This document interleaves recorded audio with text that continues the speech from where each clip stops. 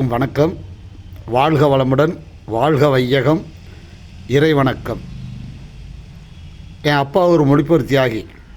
என் அம்மா ஐயா மாண்புமிகு தமிழ்நாடு முதலமைச்சர் ஸ்டாலின் அவர்களிடத்தில் ஈரோடு மாவட்டத்தில் பொற்கிளி வாங்கின முத்துலட்சுமி என் தாயார். இப்போ என்ன பதிவு பண்ண போகிறீங்கன்னு கேட்குறீங்களா?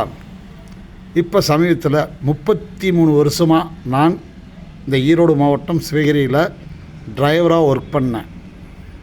எவ்வளவோ கஷ்டம் நஷ்டம். ஒரு பேஷண்ட்டுக்குன்னா ஒரு பிரச்சனைனா உடனே நாங்கள் வருவோம். ஆனால்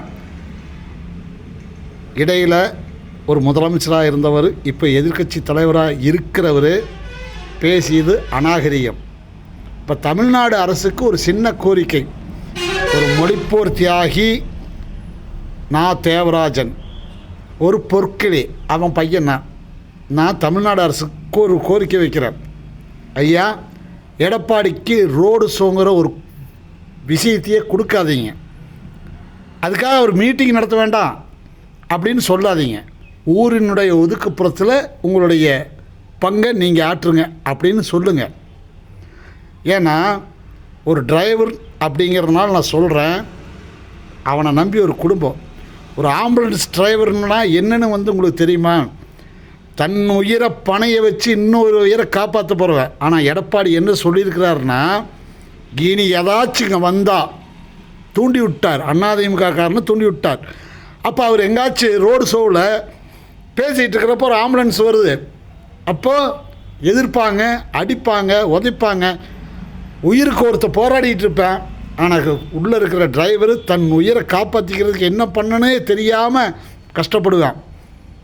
தயவு செய்து இது எனக்கு தெரியல, என்ன கோர்ட்டுக்கு போகிறது, எப்படி வர்றது அப்படிதெல்லாம் எனக்கு தெரியாது.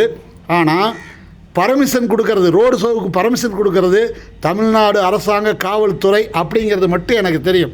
ஏன்னா நிறைய மீட்டிங் நான் நடத்தியிருக்கிறதுனால தெரியும். அதனால் ரோடு ஷோங்கிற விஷயம், ஏன்னா ரோடு ஷோன்னு வந்துட்டா கிட்டத்தட்ட தனியார் வாகனங்கள், தனியார் ஆம்புலன்ஸு, 108 வாங்குறவங்க, காசு இருக்கிறவன் இல்லாதவன், அப்போது இந்த ஆள் இப்படி தான் பேசுவான். ஒரு அறிவு நாகரிகமே இல்லாத ஒரு மனிதன்கிட்ட முதலமைச்சராக பதவி வகித்தவங்க ஆட்சியில் நாம் இருக்கிறோமே அப்படின்னு நினச்சி கூட இப்போ எனக்கு வருத்தமாக இருக்குது.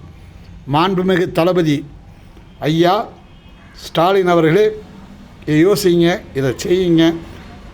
அதாவது ஊடக நண்பர்கள் நிறைய பேர் சொல்கிறீங்க என்ன பண்ணலாம் அப்படின்னு. பண்ணுறதுக்கு நிறைய விஷயங்கள் இருக்குது, உங்களுக்கு தெரியாததில் எனக்கு தெரியாது. ஆனால் நிறைய பண்ணலாம். அதாவது என்ன சொல்கிறதுனா, பிரகாசமாக எரியும். அணையிறதுக்கு முன்னாடி அவர் பிரகாசமாக எரிஞ்சிட்ருக்கிற மாதிரி நினச்சிட்ருக்கிறார். அணைஞ்சிடுவார். ஏன்னா காலில் துரோகந்தான் ஒரு மனுஷன். நான் ஒரு சாமியார். உண்மையுமே நான் இப்போ ஒரு 2.5 மாதமாக தமிழ்நாடு ஃபுல்லாக போயிட்டு வந்தேன். சொல்லி அடிப்பேன் 234 தொகுதியிலேன்னு. யார்? சுரேஷ் கோபி சொன்னது. ஸ்டாலின் செஞ்சு காட்டுவார். இந்திய வரலாற்றில் 2026 தேர்தல், 1967 அண்ணா என்ன கஷ்டப்பட்டாரோ என் தளபதி 2026 நான் எல்லா தொகுதியும் சுற்றி வந்துட்டேன். என்ன சொல்கிறாங்கன்னு தெரியுங்களா உங்களுக்கு? பெண்கள் என்ன சொல்கிறாங்கன்னு கேட்டிங்கன்னா, தாத்தா மாறேன்னு சொல்கிறாங்க, அப்பா மாறேன்னு சொல்கிறாங்க, அண்ணா மாறேன்னு சொல்கிறாங்க, நண்பன் மாற சொல்கிறாங்க, அண்ணா மாறேன்னு சொல்கிறாங்க. 1.25 கோடி ஓட்டியா 1000 ரூபா வாங்கிட்டு மாதம் அந்த மகராசம் கொடுத்தங்கிறாங்க. இன்னொருத்தர் என்ன, வேலைக்கு போகிறேன், திருநெல்வேலி பஸ் ஸ்டாண்டில் ஒரு அம்மா சொல்லுது, மாதம் 1300 ரூபா செலவு பண்ணிட்டு இருந்த பஸ்ஸுக்காக தம்பி சாமி, ஆனால் இப்போ அந்த காசு எனக்கு செலவில்லை, நான் ஒரு இடத்துல வீட்டுக்கு வேலைக்கு போகிறேன் அப்படின்னு அந்த அம்மா சொல்லுது. இப்போது அவங்க வீட்டுக்காரன்னு ஒருத்தர் இருப்பான்ல, 1,25,000 ஓட்டு இன்ட்டு 2.25 லட்சம். ஐயா வேண்டாம், அந்த 1,20,000 ஓட்டே விழுந்தாலும் சரி. திமுக காரர் யார் தெரியுமா? கையை வெட்டினாலும் ஓட்டை மட்டும் மாற்ற மாட்டான். எப்போவுமே 1967 இன்னைக்கு வரல. அதுக்கு ஒரு சின்ன கதை சொல்கிறேன். யூடியூப் சேனல் இதை போடுங்க.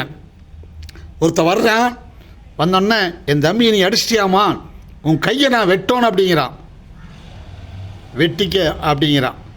ஆனால் நாளை காலையில் வெட்டிக்க அப்படிங்கிறான். இந்த ப்ராப்ளத்தை நான் காலையில் அந்த கதையை சொல்கிறேன்.